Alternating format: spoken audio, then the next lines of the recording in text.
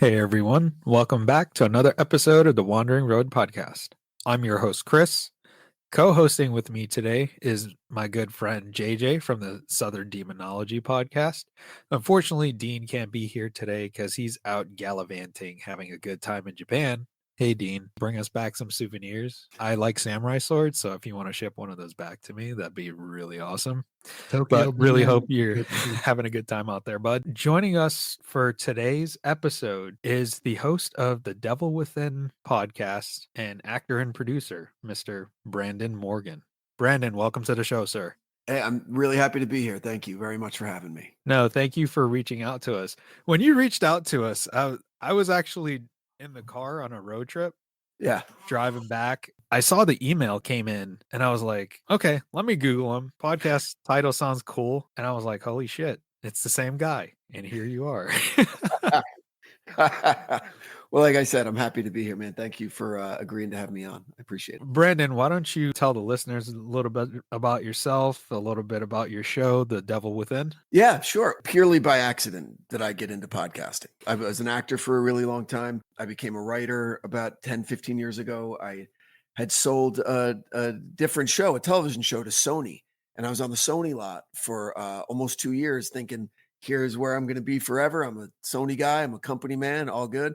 And then, you realize, like everybody sometime in life, that there are people that you don't even know that make decisions that completely fuck up your life, And so there were some higher level execs that decided they didn't need my show anymore. And one afternoon, just here's your pink slip and give me your parking pass, So then I was just a 40-year-old guy with no college degree and 2 kids and a mortgage, and I needed a job, And so I had this other creepy little screenplay that I'd written about a true story about a murder in my hometown when I was 14. And it got submitted to a company that liked it and wanted to make it as a podcast. And I had never even listened to a podcast in my life. This was in 2021. So I wrote it out. We produced it. I narrated it. I interviewed people and did, whatever the best job I thought what it meant to do a true crime podcast. And I'm serious, just like caught lightning in a bottle. And the show opened number 1 and it wound up the number 5 show of 2021. And now almost 200 episodes later, like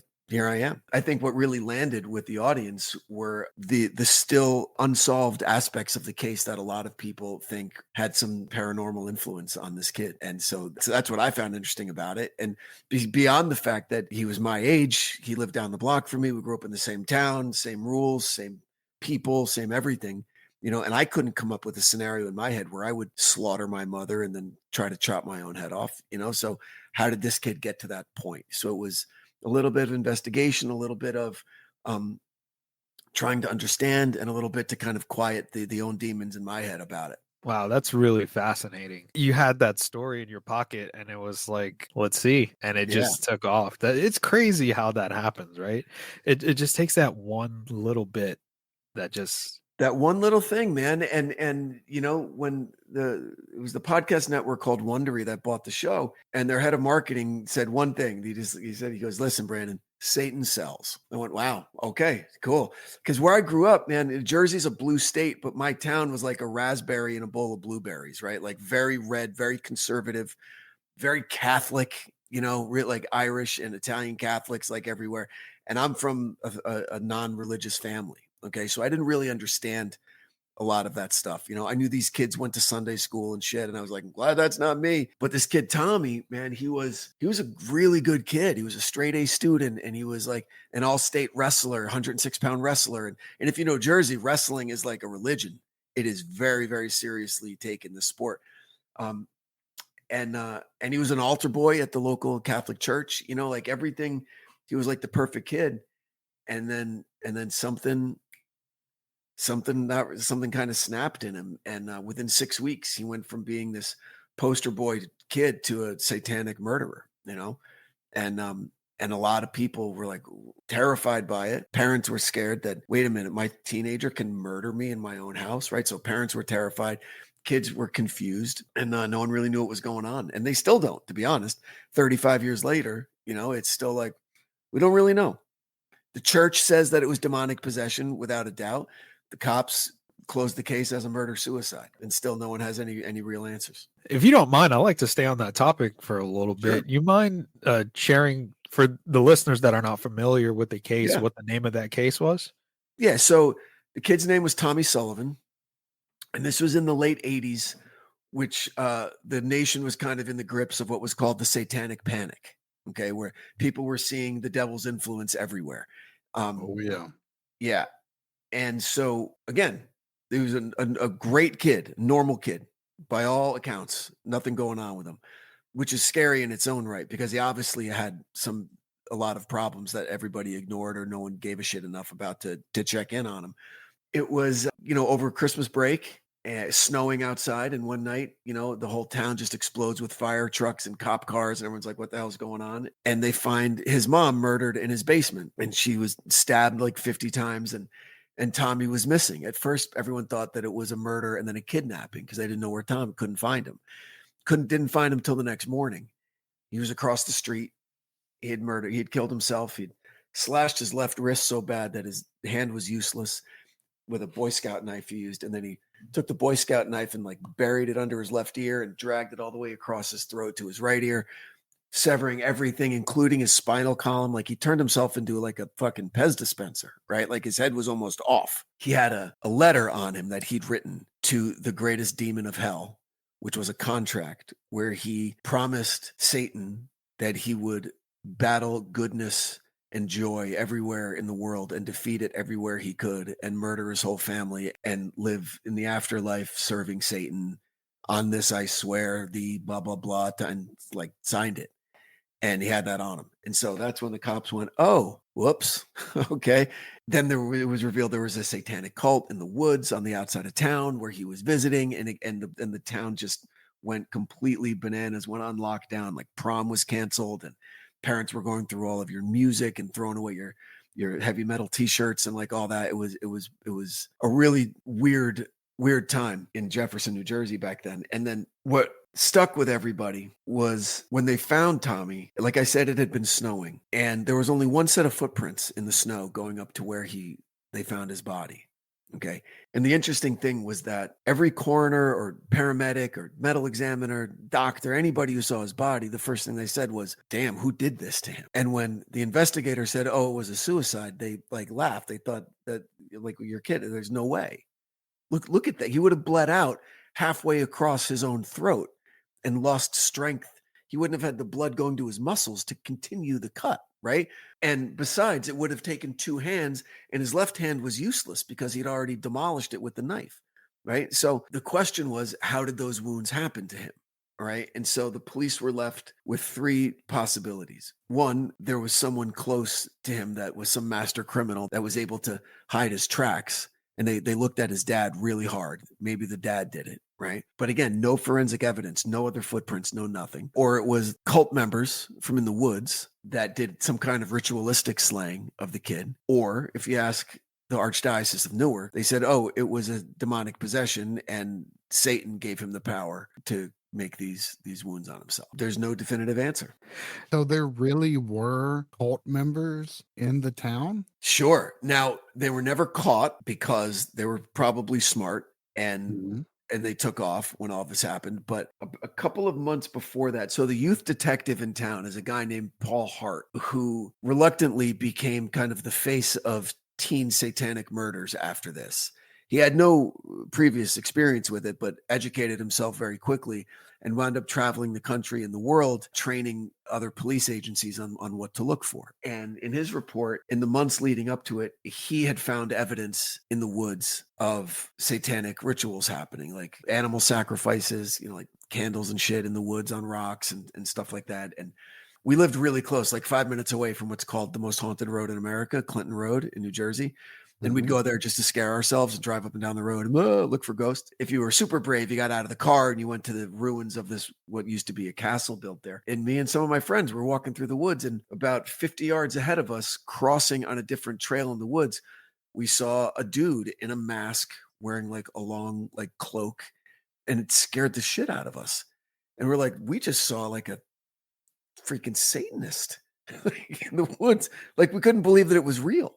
And we just booked it out of there and went home. The general consensus was that yes, that area, North Jersey, just over the George Washington Bridge. You drive a half hour and you're there. You're in the woods, but it's really close to a major metropolitan area, but it's also very at the same time. That a lot of like weekend warrior armchair Satanists would go out there because it's quiet and it's private and your thing. And apparently that's Tommy found a home in one of these groups. That is wild. Because at Yeah. first I thought maybe this is another case of mazes and monsters where an investigator came up and thought he saw satanic symbols everywhere within D&D, and it turned out to be BS. But if you actually saw it and there is physical evidence of this going on, that's a whole different story right there.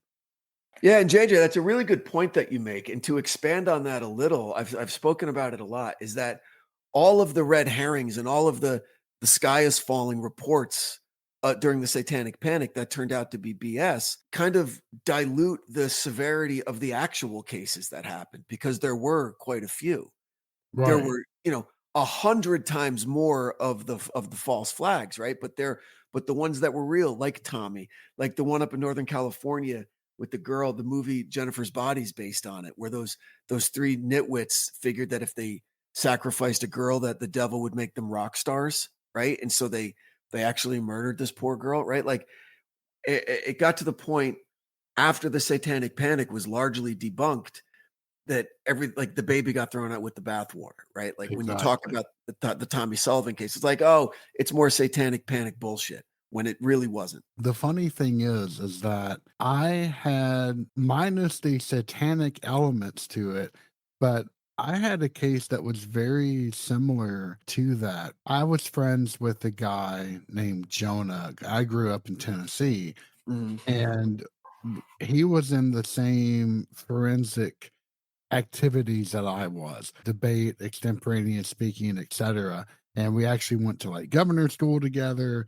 And I lived across the hall from him for a month, and he would write me like 50-page letters all the time. And then one day after, during summer break, he came back home and he didn't want to go back to college because he hated it. And his parents insisted.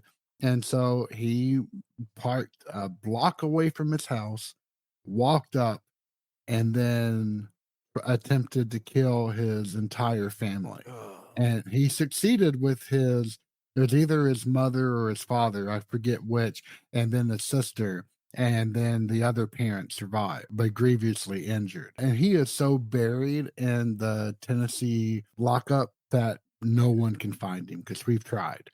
And it's crazy. Look, the human animal is dangerous as it is, right? If you have a human being who thinks that they're acting on the orders of a supernatural being, there's no stopping them. They're going to do what they're going to fucking do, and that makes it all the more dangerous. Well, I interviewed a woman who was Tommy's middle school principal, a nun. Her name's Sister Philomena. Terrifying to speak to a believer about what they're scared of, because you see it in her face and you see it in her eyes. She was the last person to see Tommy, the last that was alive. Okay. It was his last day of school before winter break. And she told me, she goes, and I see this boy that I'd known for years, and it wasn't him anymore. It was like I was looking in the eyes of a different person, cold, empty eyes. And he was leaving class the last day before break. And I yelled I said, Tommy, and he didn't turn around. I said, if Tommy's in there, I need to tell him something. Tommy stops, turns, and it still wasn't him. And she said, I want to remind Tommy that exorcism is still a Catholic rite. And then she goes, and just for a second, that cold, empty face vanished, and it was this scared 14-year-old boy again, trembling. And he said, it's too late, sister. And he walked away. And then he slaughtered his mother and chopped his own head off. Oh my God. Yeah. That's insane. Because, I mean, so we have covered, like, we have an entire Demonology 101, 201 series that The Wandering Road and my podcast has put together. and we have, exorcists that come on and help with some of the analysis. But we've essentially have outlined, 4 distinct phases. It is oppression, it's obsession, it's possession, and then there's a final stage of perfect possession. If there really was demonic possession involved, I'm just wondering, is it 3 or 4? Yeah. And you're absolutely right. When it comes to a believer, and I am a believer, I converted to Catholicism Okay. back in college. The moment that I read Father Malachi Martin's Hostage to the Devil book, Oof. I was paralyzed with fear for 6 months straight. JJ, I got to ask you something. Go ahead. Because something Sister Philomena told me, and it may have just been, a representative of the church, covering her ass. Their new position, again, 35 years later, is that it wasn't demonic possession, but specifically because it's only demonic possession if it's an unwelcomed visitation. Okay. And it was determined that Tommy invited the demon into him. So technically, they can't call it demonic possession. Do you have any knowledge of that Yeah. distinction, or could you speak on that a little? Yeah, I do. That is where 3 differs from 4 Yeah. dramatically. All it takes is an acknowledgement in order to become possessed. So the stages are this: obsession is when it's just mental, Mhm. oppression is when that moves into the physical, Okay. possession is when you actually give some kind of agreement. It could be verbal, it could be mental, it doesn't matter. And that's when the thing begins to inhabit you. But there is an alternate stage, and that is perfect possession. And this is what Father Martin wrote about in his book. Instead of a unwelcomed entity, that becomes a symbiotic entity into Right. your life, Yeah. where you form a pact and you are no longer a singular entity. In fact, I have an interview that I conducted a while ago with Victor of Trailer Trash Terrors. He used to be a nurse in Houston, and he had encounters with 3 such individuals that were terrifying, because he would say that it's almost like normal rules of society break down around these individuals. Shit gets weird, to put it simply. I mean, it's just it's crazy. So, and that's what I'm wondering, if he really could invite something into his life that goes beyond a mere possession. Yep. Yeah. And that's where that's the church's position right now, at least according to Sister Philomena. But something interesting: the victim here, Betty Ann, Tommy's mom, she has a younger sister. So Betty was 37 when she was murdered. Her sister was like 32, and she had a nice career as a school teacher. But the sister took it really, really hard. Obviously, who can blame her? I get it. But she took it a little further. She needed to understand what happened. She was lobbying the state to look at all of the evidence in the crime scene photos. And they're like, sorry, you can't see them. You're not authorized. You don't have the credentials. So she says, what do I need to do to be able to get all the information on this? They said, listen, you're not going to want to do it. You got to go back to school. You got to become a criminologist. You got to get a degree. You got to do this. And she goes, fine, watch this. And she did all of it. Took her like 3 years. Okay. Wow. She quit her job. She goes back to school. She gets a degree in criminology. She gets accredited by the state. She comes back. She goes, here's my badge. Here's this. Give it to me. And Detective Hart's like, you really don't want to see. I'm sorry. You really don't want to see it. She goes, you have to. Too bad. Here we go. So he's like, okay, you're warned. So he puts her in an interview room with the box of stuff. She's in there for 20 minutes. And Hart tells me this. He says, when she was done, she comes out of the room. She doesn't say a word. She doesn't even look at me. She just leaves. And I never hear from her again. But I find out a week when I, investigate and see what happened to her, making sure she didn't go hurt herself, right? She left New Jersey, drove to Philadelphia, and became a cloistered nun in a convent outside of Philly. Wow. And yeah, and that's it. So whatever she saw in that box, just too much. And she just shuts down and just sits in a cell in a convent and chills with Jesus for the rest of her life. That's it. If I could make some correlations, JJ and Branden, Yeah. I went on JJ's show to share my story of me growing Mm. up in a haunted house in Queens. JJ's Mm. convinced that some demonic activity there, at least stages 1 or 2, to the point where I was on a show earlier today with the podcast Homespun Haints. They're Okay. great. Becky and Diana were awesome. Oh, they're fantastic. Yeah. And even now, JJ, like anytime I talk about those experiences, it fucking feels like something's standing there watching me.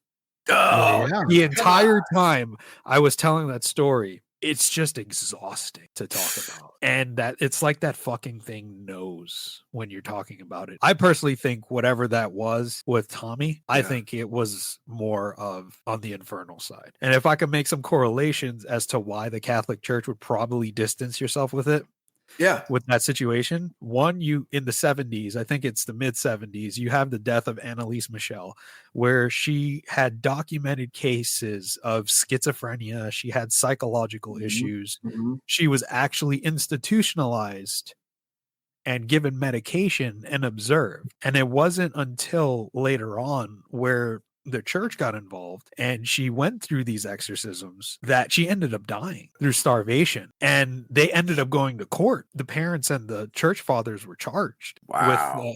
with basically negligence and, starving her. She was, if you look at her pictures of when she passed away, she looked like a POW from World War II. Gosh. So you have that situation where clearly there was a psychological issue going wrong. And then you fast forward to 1981, where the Warrens take The Devil Yeah. Made Me Do It, Yep. trying to bring the devil into the court system. And obviously, like, I don't know what was going on with Arnie Johnson there. Oh, The something. way they found him, the way he had no recollection of what was going on, may have been something demonic, because correct me if I'm wrong, JJ or Brandon, if you're familiar with the case. Was it his girlfriend's little brother was afflicted and he said during an exorcism He said, to come "Possess into me me? instead." Exactly. Yeah. Yeah. Yeah. And then he ended up killing the owner of the Right. kennel for Right. whatever particular reason. Yeah. Yeah, he invited it into Right. himself. And if you watch The Conjuring, The Devil Made Me Do It, which not their best movie in the series. By far not their best. Yeah. No, the second is my favorite. Yeah. But like you have that situation, and then you have this situation with Tommy. I could see why the Catholic Church would be like, hands off. Yeah. We're not dealing with this shit. Yeah. In season 2 of Devil Within, I covered a case in England, up in Yorkshire in the late 70s. A guy named Michael Taylor, just normal dude, right? There was a recession in England at the time, and so he lost his job, and he had a wife and a couple of kids, and he was kind of freaking out about making ends meet. And a local person's like, "Hey, not for nothing, it might help. We go to this church group. Okay, it's very informal. You'll meet, at the very least, you get free tea and biscuits, and maybe you'll make some friends and make some contacts and find a job." So he's like, "All right, whatever." He didn't want to go, but he goes. The woman who was the pastor was young and beautiful and flirty, and he falls in love with her. It's unrequited, and she kind of humiliates him in front of the group. He attacks her, which is out of character for him, right? And then he starts acting weird, and everyone's like, he's possessed. They bring it to the church. The church okays a possession, all right? They tie him up. They're throwing holy water at him and chanting, and they tell him, there are 48 demons that are currently inhabiting you right now, and we're going to get rid of all of them, boy. Just hang in there. An 8-hour exorcism, and then they have to stop because everybody's tired.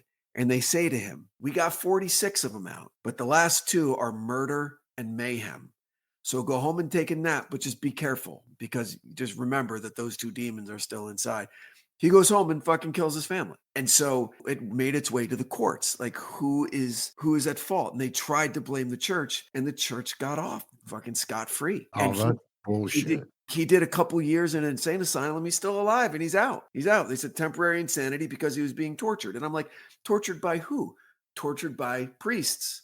Yeah, but they thought they were doing God's work. Now it's different over there. The Church of England is a national religion. So it's not like here, there's no real separation of church and state over there, So I guess they just protected their own. But it was a really, and not even the young girl, the young pastor. Like, no blame was placed anywhere is the bottom line of it, which I think is ridiculous. Amen to that one. Yeah. reminds me, JJ, you remember we did that episode, I think it was like in the 80s or something like that, number sequence, where we talked about this exact topic, The Devil Made Me Do It.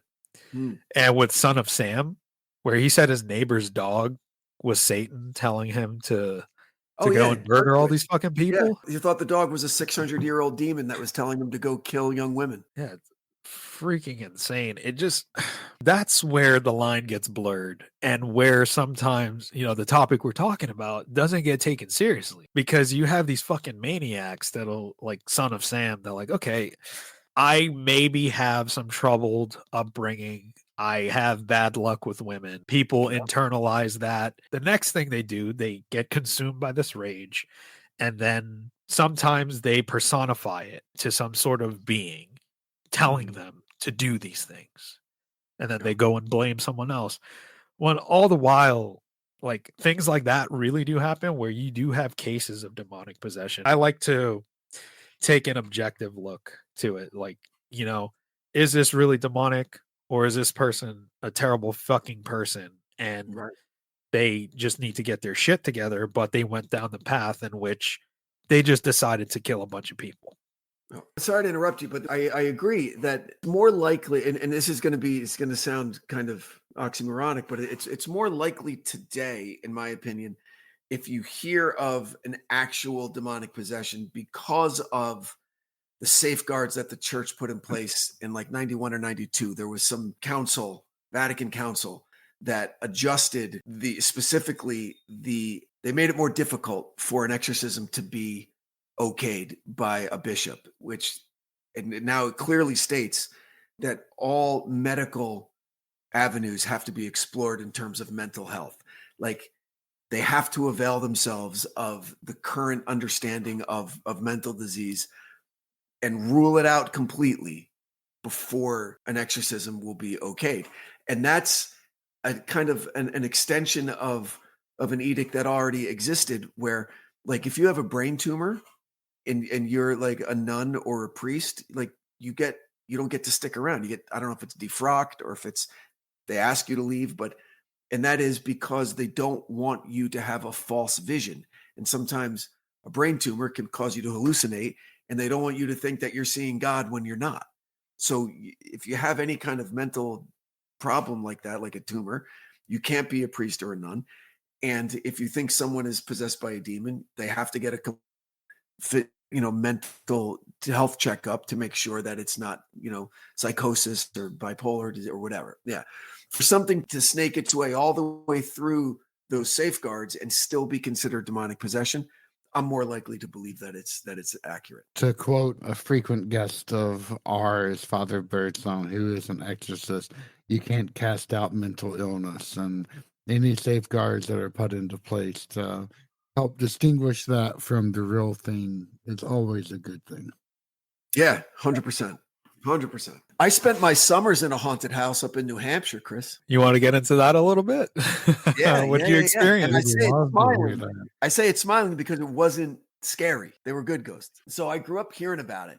And unfortunately, nothing specific ever happened to me. But I grew up around the stories with my aunts and uncles and cousins that stuff actually did happen to. And then the way the story ends is what kind of cements everything for me. So basically they grew up in one of those pre-Revolutionary War houses, like a farmhouse built like in the 1750s or something like that, right? Tons of history and old wood and brass and antique stuff everywhere on a beautiful piece of land in southern New Hampshire. My grandmother would, things should always, like weird things would happen. They had like old antique furniture with like the couch cushions were like real feathers. So when you sat in it, like your ass left an impression, right? And so one of the last things she would do every night before bed is she would smooth out all of the cushions to start the day fresh, right? In the morning, all of them would have been sat in. Okay. And she's like, okay, that's a little bit strange. My mom tells me a story that she was in the kitchen helping my grandmother do the dishes, and the cuckoo clock went off at like 3:00. You're cuckoo, whatever. My mom's like, oh, that's nice. When did you get a cuckoo clock? And my grandmother's like, we don't have one. They just like, messing with me. Mom's like, shit. who's they? She goes, whoever they are. Like there was no cuckoo clock in the house, but you hear it. So that would like kind of freak me. I never heard it, but other people did. And then one of the big ones, and if you tell my aunt that she's lying, she'll smack you in the face. So My aunt had a newborn baby. She was upstairs and she was bringing a load of laundry downstairs to the laundry room, and she was coming down the steps. So she had laundry in one arm and my baby cousin Kim in the other arm, and she tripped. And she's just airborne going head first down these stairs. And it's the type of stairs where at the bottom there's a little landing and you got to turn left 90 degrees to get into the living room. So there's a wall like right at the bottom. And she was just going head first into the wall. And she said it was like slow motion. It all happened in a second. But she goes, I remembered midair thinking, I've got to turn to my right. So I hit the wall with the laundry and not with the baby. And like right before she hit the wall, she said this huge bright light and like a laser beam went across in front of her like a rubber band and caught her and put her back on the steps. It was Christmas. The house was full. No one saw it happen, but everybody was there for the aftermath where she's just screaming and crying and everyone thought she was hurt, but then they realized she was screaming, thank you.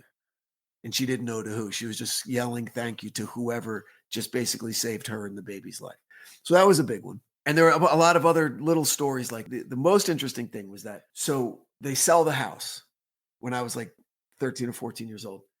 They sell the house, but they moved right up the street. And the people that bought the house were antique dealers. So they had like hundreds of thousands of dollars worth of antiques in the house. The house was where they lived. It was also a showroom. And so they were very specific and very careful to lock all the windows and doors every night. Okay. About 6 months after living there, they invite my grandparents over for lunch. They're sitting there having lunch, and the woman in the middle of lunch says, all right, I got to ask, any weird shit ever happened to you when you were living here, right? My grandparents look at each other and they're like, yeah. And the woman says, I don't think we need to be worried. And they go, you don't. But what's going on? She goes, well, we have all these antiques and we have the windows locked and the doors locked every night.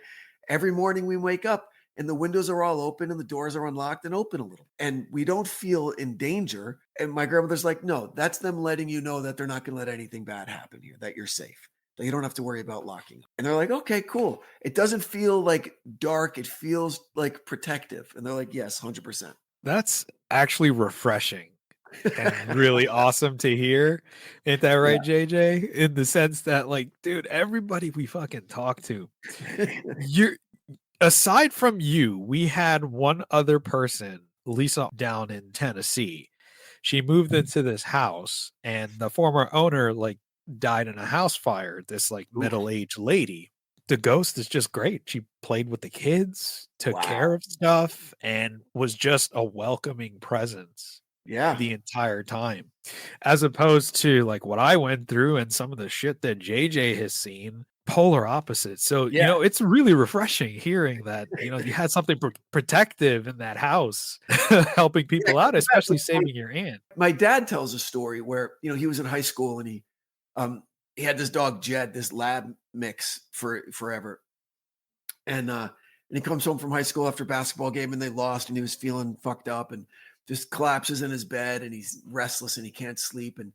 And he hears his dog walk in. He hears like the claws on the wood floor, right? Hears the dog breathing on the rug at the foot of the bed. And he lays down and he reaches over and pets the dog and he feels better and he falls asleep, right?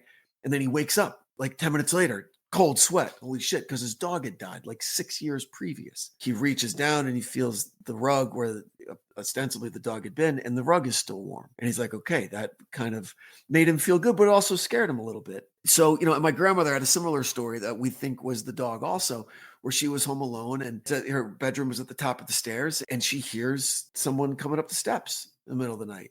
And this is in the woods of New Hampshire, right? Where there's no one around if you're in trouble, okay?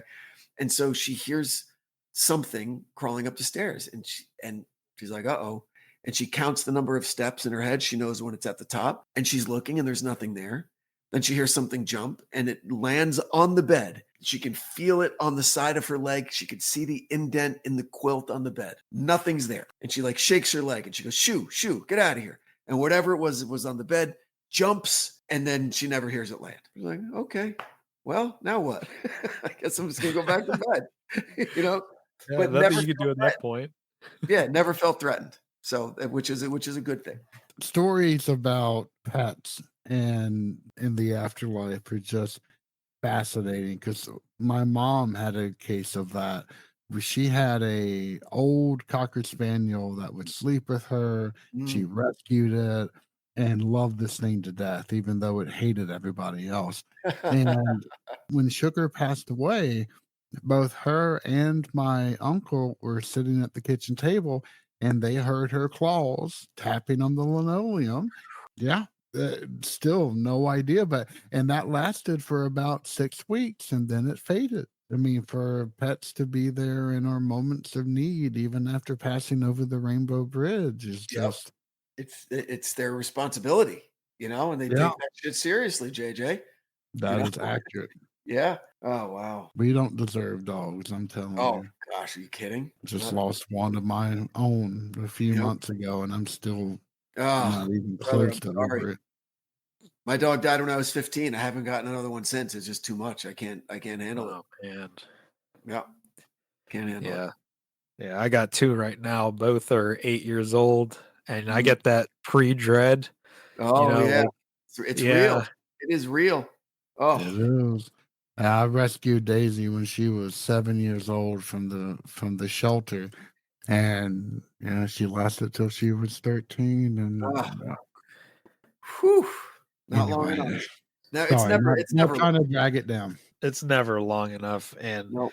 one thing I'll always say is I just moved into a new home back in October, and me and my wife, we have 2 dogs and we have 3 cats. One thing I'll always say is like, okay, if the animals are comfortable, I think we're good. Yep. That's like my biggest indicator that there's nothing crazy Yeah. going around at Yeah. all. Because dogs, I think a little more than cats, because we have cats now also. I think dogs are a little more attuned to stuff, because they have that protect you instinct you don't have, you know. So dogs are like, not only are they attuned to, I think, other stuff, but then that protective instinct kind of kicks in, and so they let you know when some shit's wrong. Yeah. So yeah, if your animals are content and chill, things are good. I agree. Yeah, definitely. I did have a question for you, Brandon. What are your thoughts Yeah. on, since we were on the topic earlier, of demonic possession in general? Because I've been a huge fan, like, of The Exorcist. I've read Malachi Martin's Hostage to the Devil. I've read the Exorcist book, which I think is Oof. scarier than the film.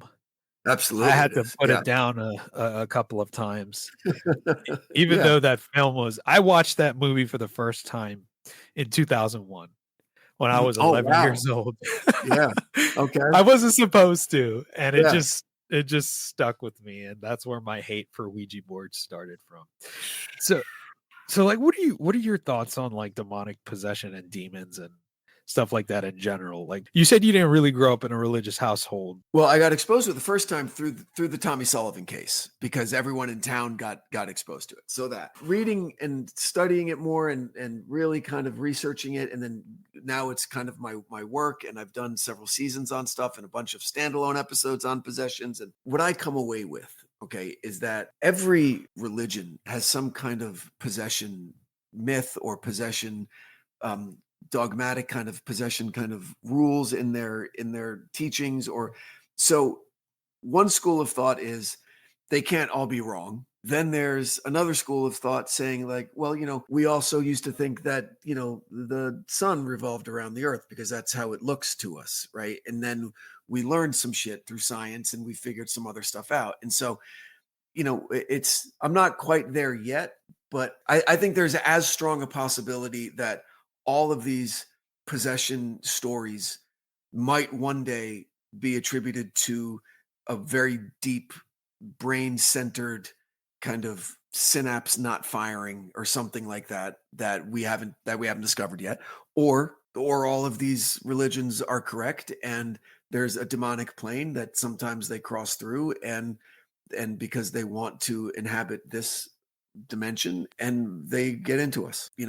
I'm squarely on the fence on this one, because there are some that I've investigated. There was one in Flint, Michigan, where the kid like ran up the wall. People saw it, not like the mom or like the brother, but like 2 welfare workers and a registered nurse saw it. Oh, are you talking about the Ames family haunting? The Yeah. house that Zach Bagans bought? Oh man. Demon House? Yeah. Yeah. Yeah.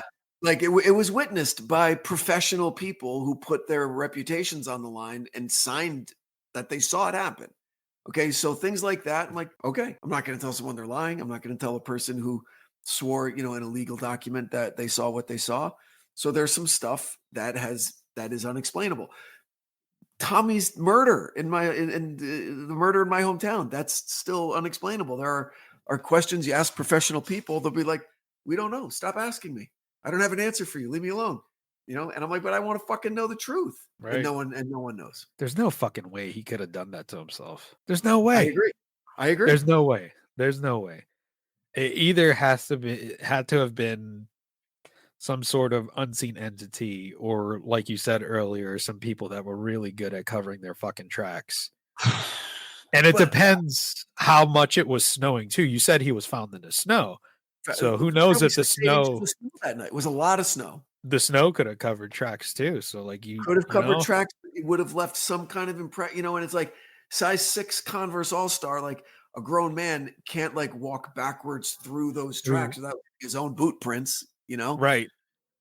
Right. So what did he like Tom Cruise Mission Impossible? Like did he rappel down and like cut the throat, right? And then pull himself up? Like who knows?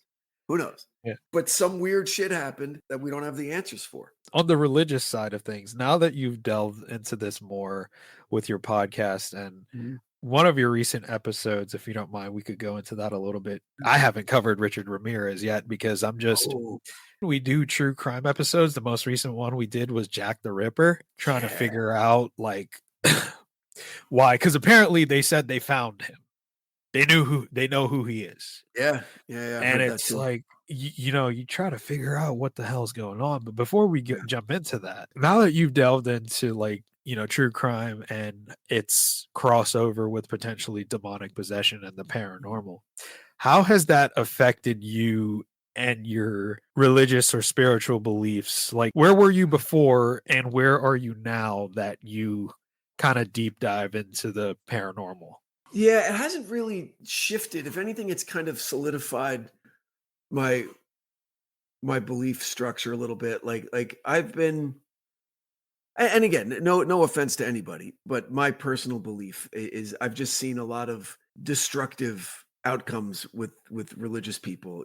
Like just Christopher Hitchens said it. He said, the best people, good people will do the best they can. Wicked people will do the worst they can. But if you want to make a good person do something wicked, it takes religion. Okay.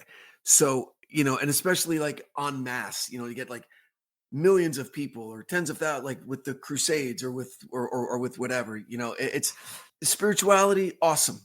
Totally into it. Seek peace, seek a connection with something greater, seek, and I'm all for that. But I think everything that religion offers, I think you can get elsewhere without the need for it. But then I also know men and women of faith, towering men and women of faith who do wonderful things in the name of their religion.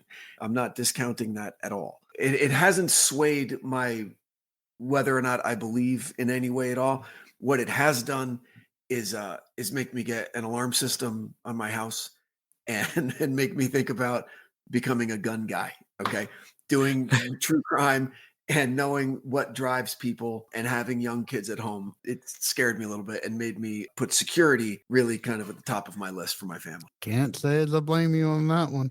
I am a believer, yes, but at the same time, even within just the one sphere of Christianity, you have both, phenomenal representations, and you also have Christian nationalism going on. So, yeah, the human element of the human church will always cause issues because of what we are. Couldn't agree more, man. I couldn't agree more. And, I have friends across all religions here in LA. LA is such a melting pot, gay, straight, and Muslim, and Jew, and Christian, and atheist, and trans, and everything in between, right? And I'm friends with everybody. The only time that there's actual division that I see, like human division, comes from the religious side, not from like LGBTQ, not from people of color, not from any of that. It's like a Jewish person can't shake my wife's hand at a wedding because Orthodox Jews aren't allowed to touch women that aren't their wives.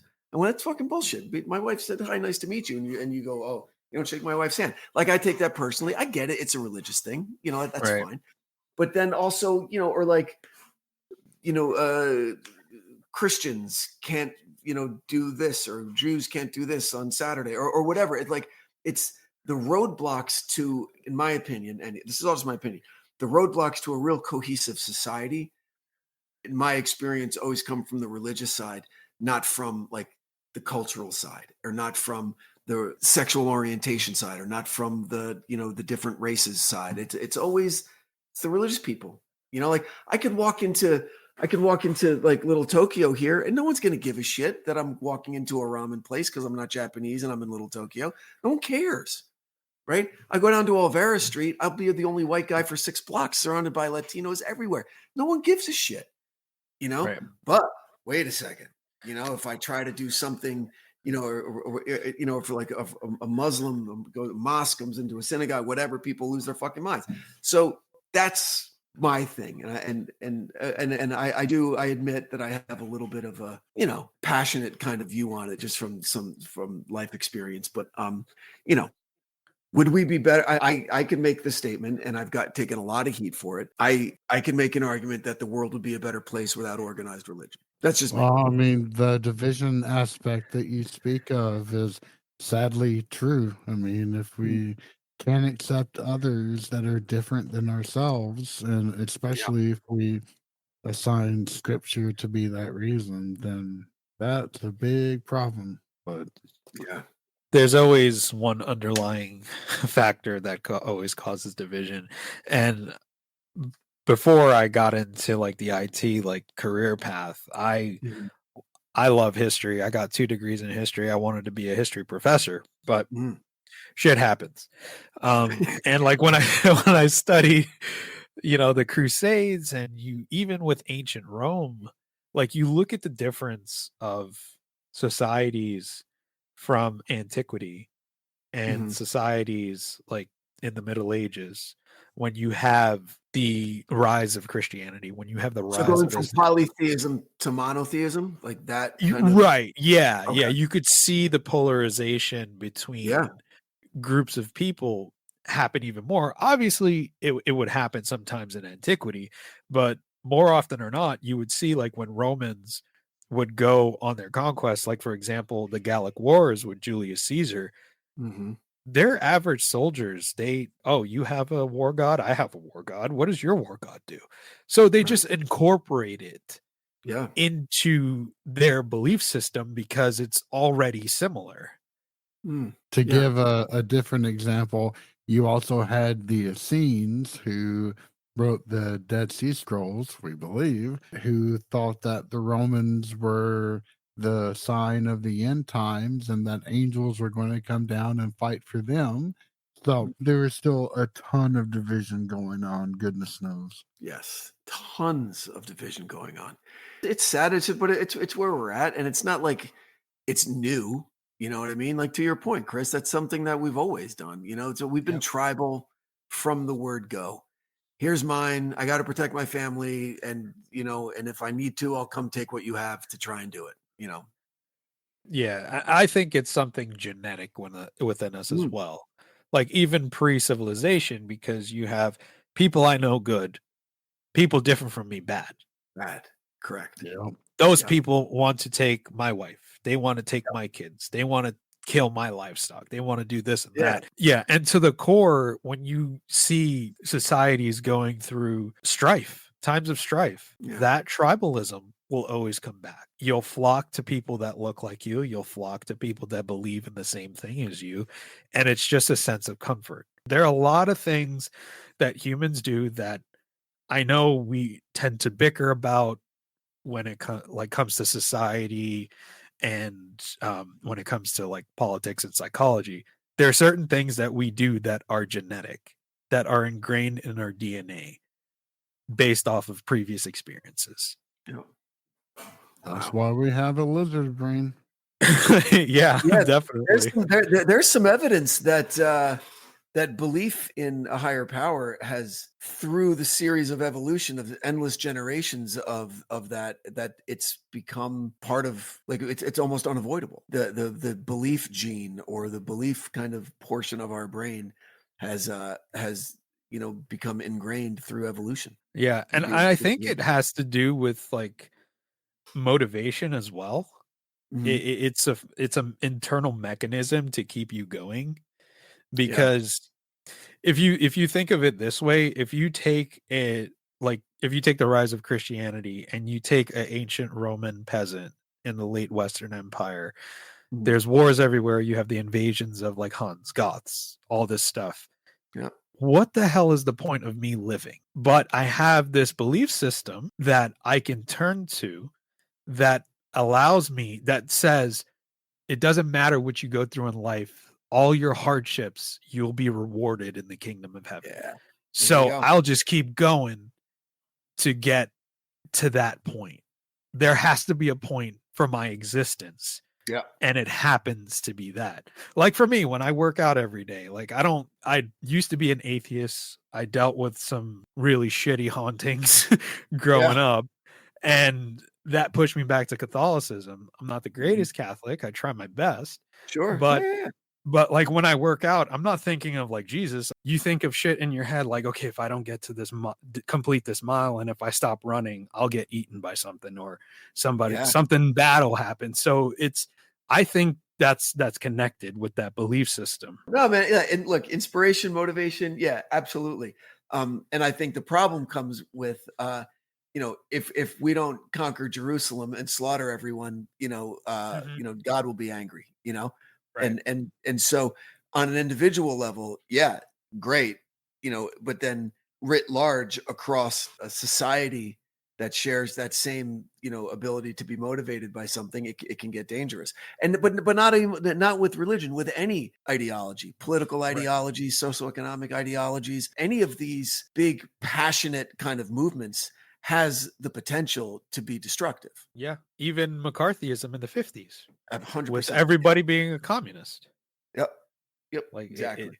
It just has the potential to run rampant. Branden, I wanted to get into your podcast a little bit here, The Devil Within, and some of the topics that you cover.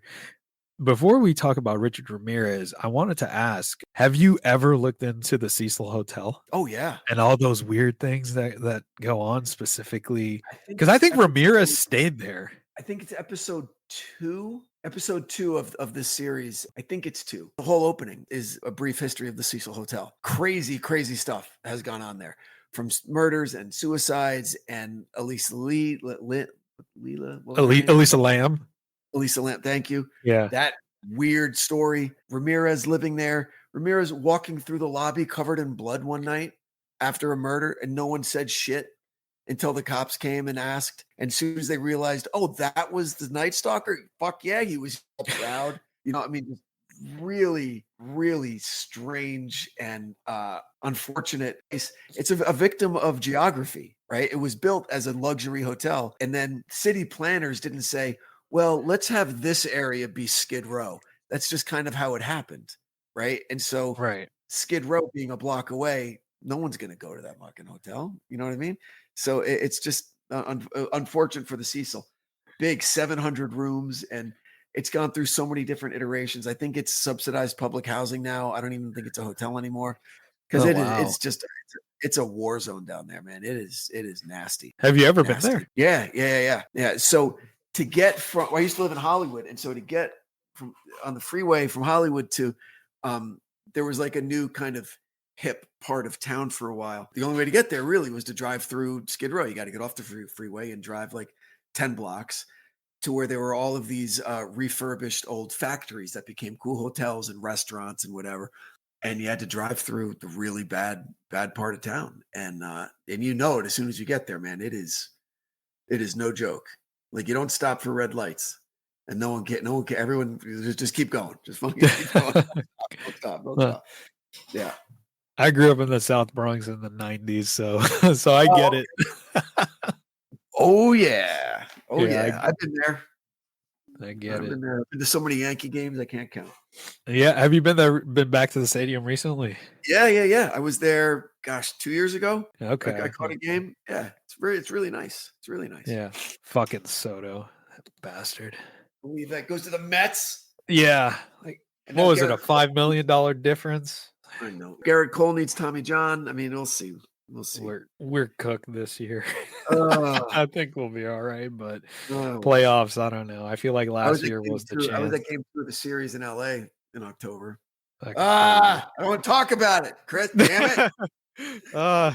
It makes me feel better. I've internalized so much. Right? Okay. Jeez. No, because I live in LA, but when a bunch of douchebags, yell at me when I have a Yankee hat on. I'm like, all right, whatever. So no, Yeah. so you want to talk about Ramirez or no? Yeah. Let's get into Ramirez. Yeah, well, because being a history guy, I think you'll like it. So, with all of so this is my 4th full season of the show, and like not counting the weekly episodes. But so like I did a whole series on Berkowitz, on the Son of Sam. I did that thing on Michael Taylor, Exorcism. I did Tommy Sullivan, and this season is Ramirez. And so when I decided I want to do it on Ramirez, I just started asking people in LA who lived here in the 80s when it happened, because I wasn't here yet. And they all said the same thing. They all said it's like we were descending into hell.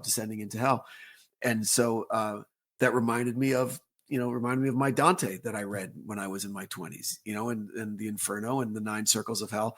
The parallel to the Ramirez story is it's 9 episodes. Each episode we explore one of the circles of Dante's hell and how it relates to where we are in the investigation with Ramirez. And those 2 stories dovetail really, really nicely.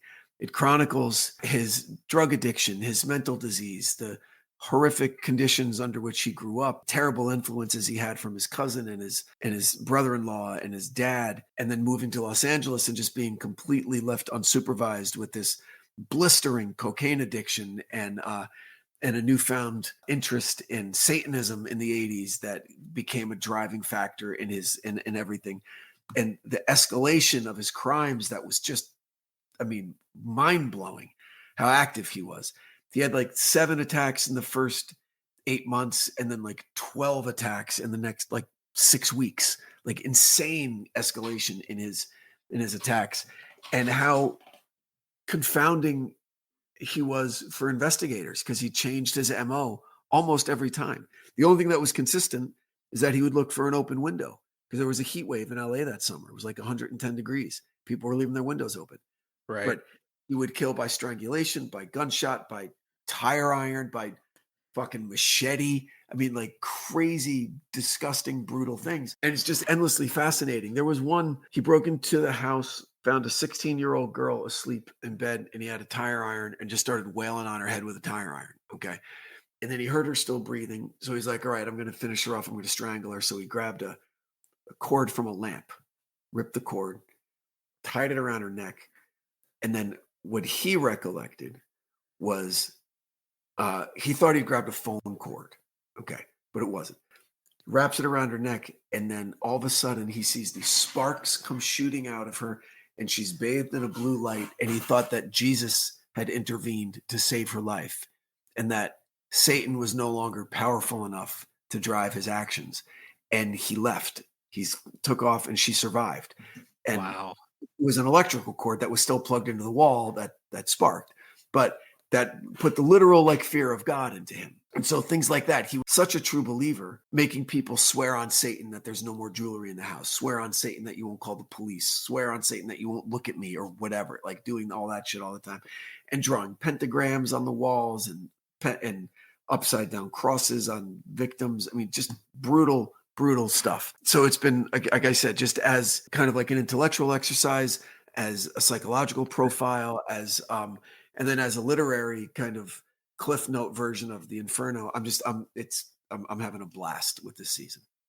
Yeah, that's actually one of my favorite books and one of my favorite audiobooks. Really? Divine Comedy. Yeah. Yeah. Oh, yeah. I'm only covering Purgatorio. I'm sorry. No, I'm covering the Inferno right now. Sorry, just the first third of it.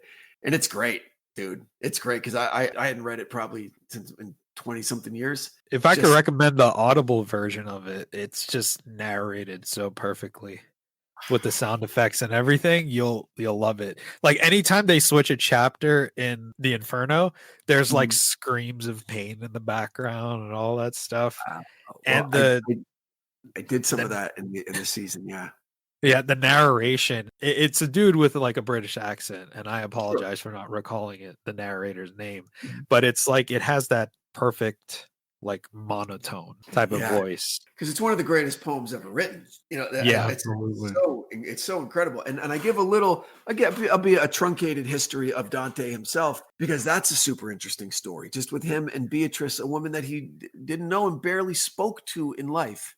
He immortalized her in these works of his, you know. So that's super interesting. And just Dante politically, how he was always trying to stay on the right side of history with Florentine politics, and made a mistake, and then he filed, and he can never return to his city. And I mean, it's really interesting story about the man, let alone the work. I draw a parallel between Dante and Virgil with the two detectives that are Right. after Ramirez.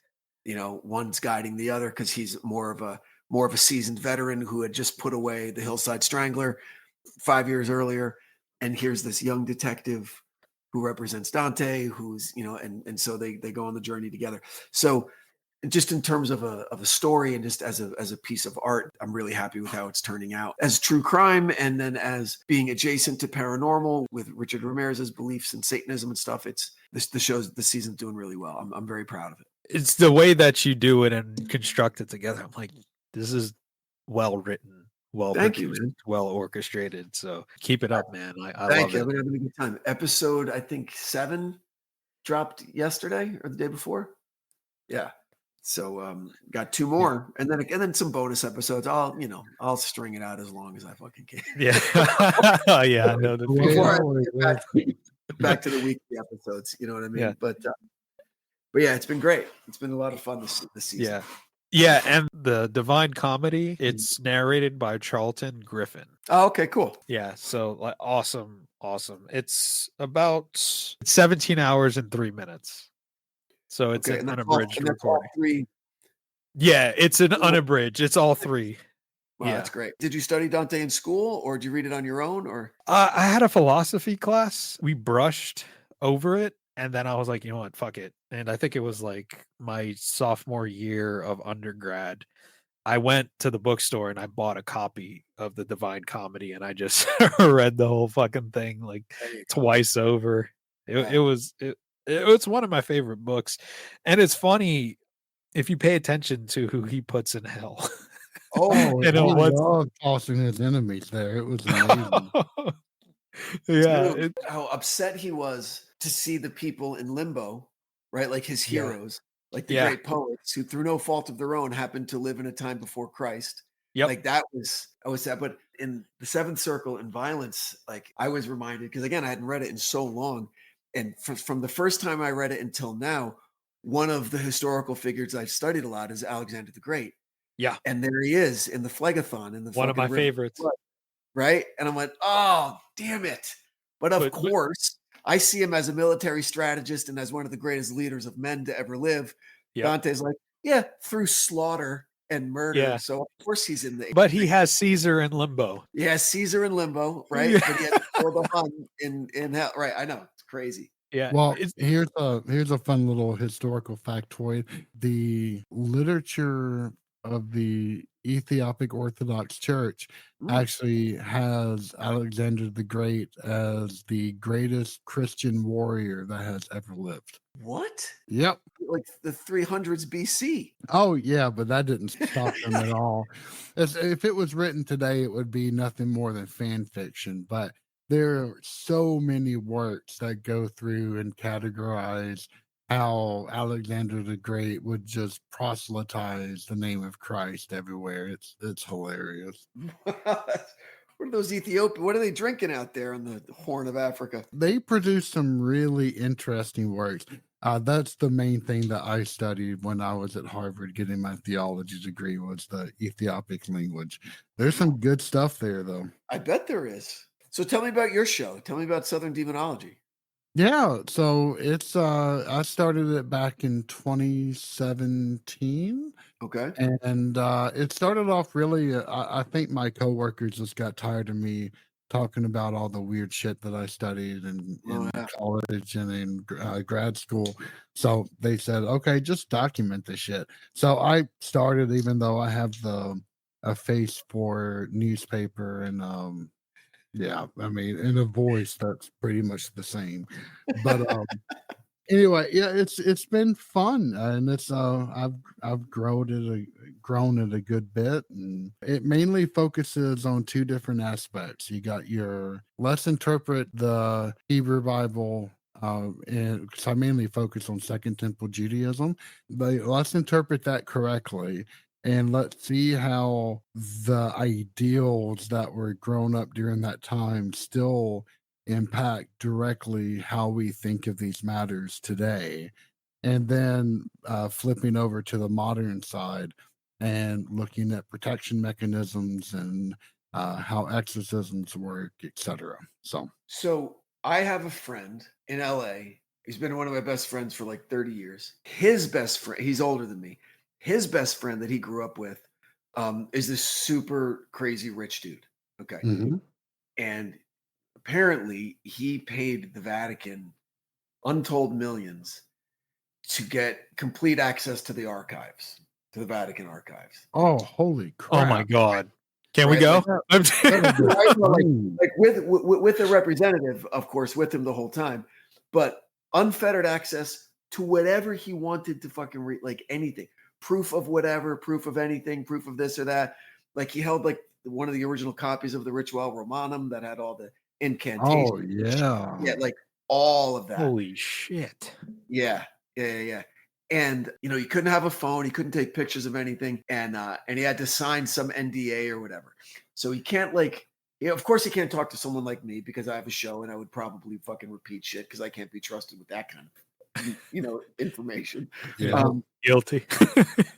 But I asked him, I said, was it worth the money? He goes, I would have spent 10 times what I spent to learn what I learned in there. Oh my God. I That want is to a know so bad. dream. Yeah, imagine to be able just to go through there and just to hold some of the artifacts, right? Right.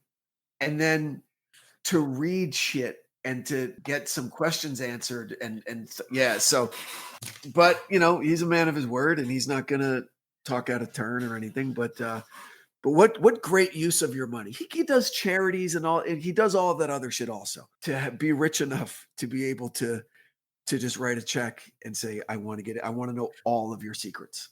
Does he want to Still- sponsor us three to go and find out? I asked him that. I said, yo, you got to take me next time. He goes, I don't know if there's going to be a next time. It's not something that they do a lot, whatever.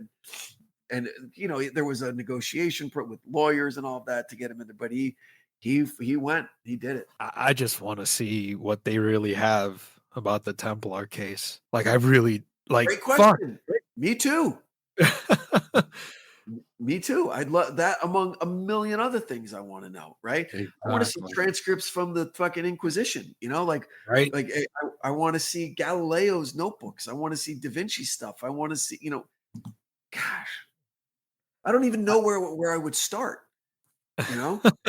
Yeah, because this would have to be a multi-year hall pass in order to even begin to wrap your head around some of that stuff. Yeah, he had 5 days and a very specific list. They said you got to narrow it down. And again, this was all through negotiations, but he had 5 days. I forget what 10 hours a day or 12 hours a day, something like that. Found he got everything that he was looking for. Oh, that's freaking wild. I would say take me to your ancient Roman section and show me what you got.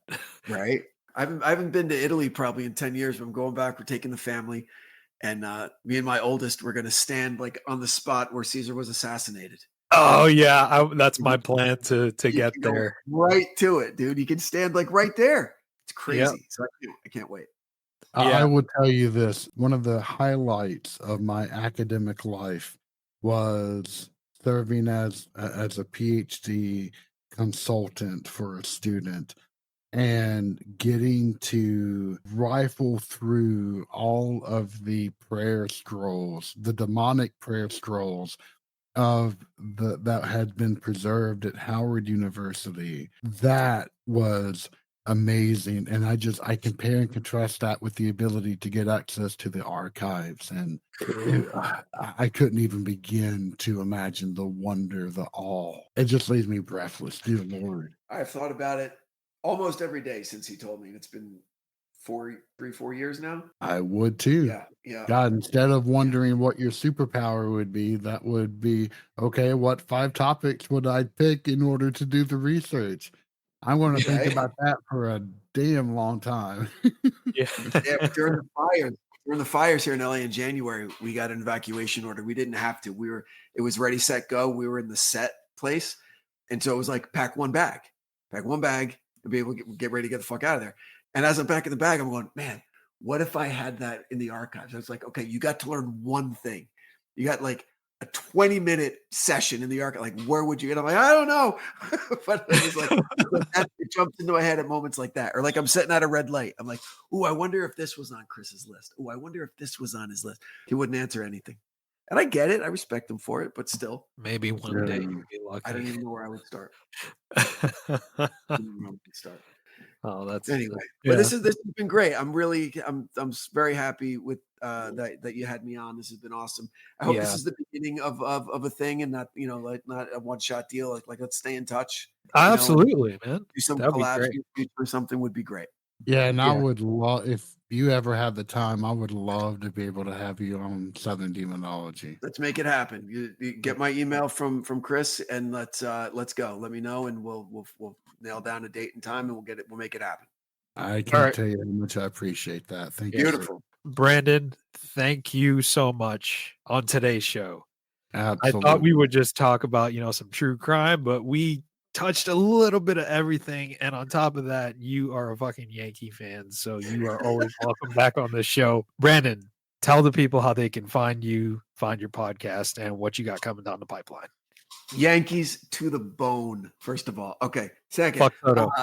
That's right. The show's called The Devil Within. I'd appreciate if you guys go check it out. I've got almost 4 full seasons out and about 100 weekly episodes, and I update weekly. And season 1 of the show about the Tommy Sullivan case is being turned into a 4-part documentary on a major streamer. Sorry to sound like a douche, but I can't say which one it is yet until it comes out. But keep an eye out for it. You won't be able to miss it. It comes out in October. Other than that, I'm just happy to be here. And I look forward to talking to you guys some more in the future. Absolutely. Same here, man. And listeners, I hope you enjoyed today's episode. Go ahead and check out Branden's show. It's fucking awesome. Hope everyone enjoyed today's episode.